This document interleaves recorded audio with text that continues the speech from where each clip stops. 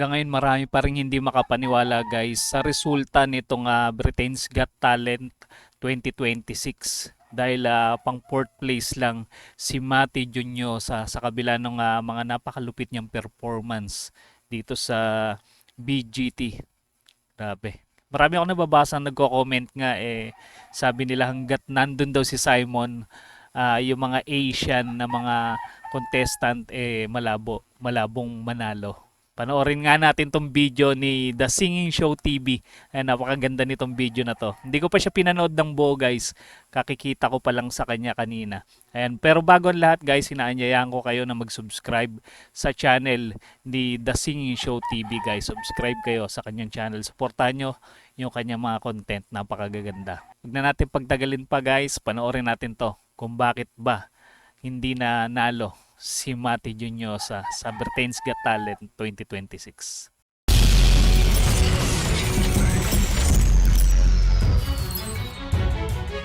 Ganda ng intro ni The Singing Show. What's up mga idol? Welcome to The Singing Show TV. Guys, today we're talking about one of the biggest shocks in Britain's Got Talent 2026. Why Tuwa ako doon sa pambungad niya. Tagalog no, nagtagalog. did Mati Juniosa not win? After 2 golden buzzers, incredible performances, and being a fan favorite, he only finished 4th place. So what really happened? Let's break it down. First, Oo nga, siya yung paborito ng mga fans, 'di ba, ng mga crowd. Pero bakit ganun? Ba't ganun yung nangyari? let's be real, Nakakapanginayang. Mati Juniosa didn't just compete, he dominated this season. From the very beginning, he came in with something different. Not just a great voice, but emotion, power, and control that instantly set him apart from everyone else. Golden buzzer from Simon Cowell for Purple Rain. And that wasn't just a performance, that was a moment. The kind that gives you chills and makes you replay it over Grabe, parang no? Parang masakit man pakinggan pero parang pinaasa lang si Mati Juniosa. Dahil nakita niya kung gaano siya ka-paborito ng mga tao pero pagdating sa finals pang-apat lang siya, 'di ba? Parang para sa ating mga Pinoy parang napaka-imposible sa kabila ng mga mababangis na performance ni Mati Juniosa, 'di ba? and over again. Another golden buzzer from Amanda Holden for Dream On, like who gets 2 golden buzzers in one season? That alone proves how special he was. Week after week, he delivered no bad performances, no weak moments, just consistency at the highest level. Gaganda pa ng mga kinakanta niya, 'di ba? Standing ovations Mahihirap almost pa na every time he piyesa. stepped on that stage. Judges on their feet, audience going crazy. And it wasn't just about hitting high notes, Mati had storytelling. Every song felt personal. Every performance felt like a concert-level experience. At one point, people were already calling him the sure winner. Like it almost felt locked in. He was easily one of the strongest. Pero sa kabila ng pagiging fourth place lang ni Mati Juniosa, sana may mga mag-offer pa rin sa kanya ng mga magagandang opportunity kagaya ng mga recording contract ganun. Sana. If not the strongest, vocalist of the entire competition. So now the big question is, after all of that, after the golden buzzers, the viral performances, the insane vocals, how did he lose? Yun ang malaking tanong doon. Bakit siya natalo?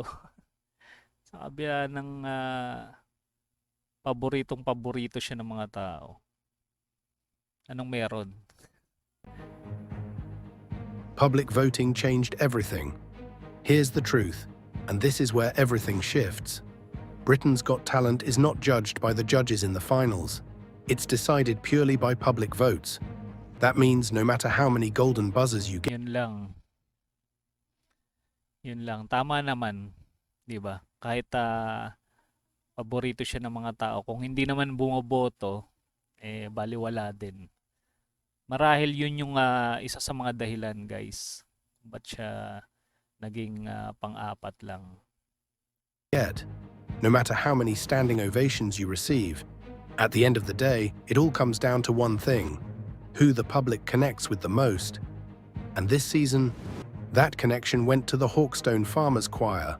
A completely different kind of act.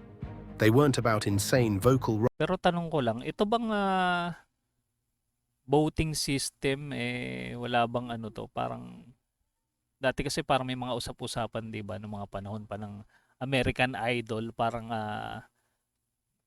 may nabibili yata to yung mga boto, parang ganon, no, 'di ba? runs or powerhouse high notes. They were about something deeper, unity, emotion, storytelling, and that feel-good energy that resonates with families watching at home. Their performances felt real, heartfelt, and relatable. It wasn't just singing, it was a story of community, tradition, and authenticity. So while Matty was delivering world-class concert-level vocals, the Hawkstone Farmers Choir was quietly building a massive emotional connection with the audience. Nakakapanghinayang lang kasi talagang sa tingin ko pinaghandaang mabuti ni Mati to eh. Kasi yung mga pinakita niya, 'di ba? Sa mga tao ay talagang hindi biro eh. Napakalupit nung kanyang performance sa stage. And when it came time to vote, families voted, casual viewers voted, people who may not care about vocal technique but cared about how they felt. Because in shows like this, it's not always about who is technically the best, it's about who made you smile, who made you feel something, who you remember after the show ends. And that's the reality of Merong ganun. Merong mga taong hindi nakatingin sa vocal technique. Kumbaga sa kanila ang mahalaga sa kanila tumatatak yung performance ng isang singer. public voting competitions. So even though Matty Juniosa might have been the strongest vocalist, the public chose the act that touched their hearts the most. Minsan naman depende sa kinakanta. Merong magagaling na singer pero pag nagkamali sila ng pinili nila na kantahin, doon parang nagkakaroon ng problema. This wasn't just any finale. This was one of those finals where literally anyone could win. The lineup was stacked, and not just with singers. We're talking about a mix of performances that hit every type of audience watching at home. A drone art group, Celestial, creating insane visuals in the sky, something you don't see Oo nga pala, hindi lang pala puro singer ang nandito sa BGT, kundi yung mga iba ring mga artists. May mga iba't ibang klaseng talent na ipinapakita, mga unique na talent. every day. A viral dog act, fun, entertaining, and perfect for family viewers. High-energy dance performers, full of choreography, timing, and visual impact. Mind-blowing magicians, delivering shock and surprise moments. It was easily one of the Mga magikero, marami na sumali dito. most diverse finals ever in the show's history. And that's where things get interesting. Because when you put a powerhouse singer like Matty Juniosa in a lineup like that, he's no longer just competing with other vocalists. He's competing with entertainment as a whole. While Matty gave flawless vocals and emotional performances, May sense yung sinasabi ni The Singing Show TV. Tama naman. Pero siguro kung puro singer lang sila dito, puro singers lang yung mga naglalaban, talagang sa tingin ko ilalampaso sila ni Mati Juniosa, 'di ba? Sa lupit niya kumanta. other acts were delivering visual spectacle, surprise moments, family-friendly fun, something you can't just hear, but see and experience, and in a live TV finale that matters a lot. Casual viewers, especially families, often gravitate toward acts that are Tsaka ang lakas ng audience impact ni Mati. Pagka kumakanta siya, talagang standing ovation yung mga nandun, pati yung mga judges. more unique, more memorable visually, easier to talk about the next day. Think about it. A drone light show in the sky, a perfectly trained dog act, Galing naman nun, drone pala yun. Galing ah. Ayan, tignan nga natin guys, balik natin. Tuwa naman ako doon sa nakita ko. Ayan, drone pala to. easier to talk about the next day. Think about it. A drone light show in the sky, a perfectly Galing. trained dog act, Nakakatuwa a naman. magician blowing your mind. Ito ring aso bibo rin. Those moments stick instantly. Meanwhile, even though Matty's performances were world-class, singing, no matter how good, is something people are more used to seeing. So the competition wasn't just Pero sana mapansin siya ni David Foster, no? Yung naka-discover din kay Charis. Malamang napanood niya na si Mati, di ba? Na kumanta. about talent anymore. It became about who stood out the most in a sea of completely different acts. And in a finale, this competitive, this unpredictable, even being amazing, sometimes just isn't enough to win. Tsaka sana i-guesting siya sa mga mga concerts ng mga sikat din.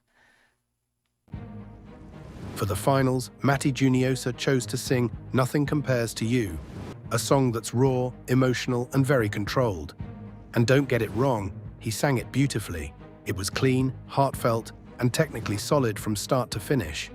But Noon linis. Sa tuwing kumakanta siya, ang linis-linis talaga ng performance niya. here's where things get interesting. This kind of song is not about big moments, it's about subtle emotion. And in a finale setting, that can be a risk.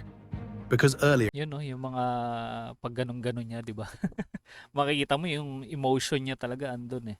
Hindi lang basta yung kagaya ng ibang singer na parang pag kumanta eh, naka-steady lang, wala kang maramdaman na energy. Hindi mo maramdaman yung mensahe ng kanta. Kahit magaling yung kumakanta pero parang walang dating. Eto si Mati, magaling mag-deliver ng kanta. in the competition, Matti built his reputation on Power Range iconic high notes. Think about it. Purple Rain. That performance had explosive vocals, insane climax, and a standing ovation that shook the room. Dream On. Another massive song full of tension, build-up, and that unforgettable high Si KSI ba yun? note moment. Those performances had clear wow moments, the kind that instantly grab votes. But in the finals, he went the opposite direction. Instead of going big, he went intimate. Instead of shocking the audience, he made them feel something quietly. Ang galing ng stage show. Yung pinapatungan niya, kala mo nag-aapoy talaga, no? May mga monitor sa ilalim. Now, for some viewers, that's powerful. But for others, especially in a competitive finale, it might have felt less memorable compared to his earlier performances. And this is where fan opinions started coming in. A lot of viewers were saying, we were waiting for that big moment. Where was the high note that gives chills? Panigurado maraming galit ngayon kay Simon. Dahil sa fourth place lang itong si Mati Juniosa. Maraming lalo sa mga Pilipino, 'di ba? Sa ating mga Pinoy, maraming hindi matanggap tong resulta na to. He played it safe in the finals.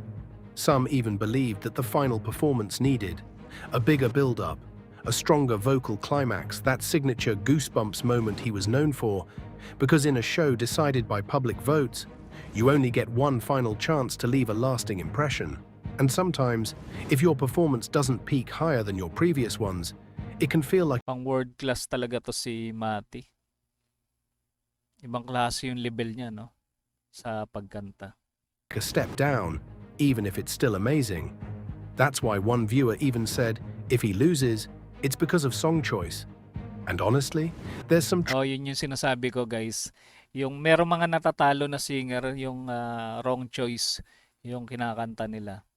Parang hindi akma dun sa timbre ng boses nila.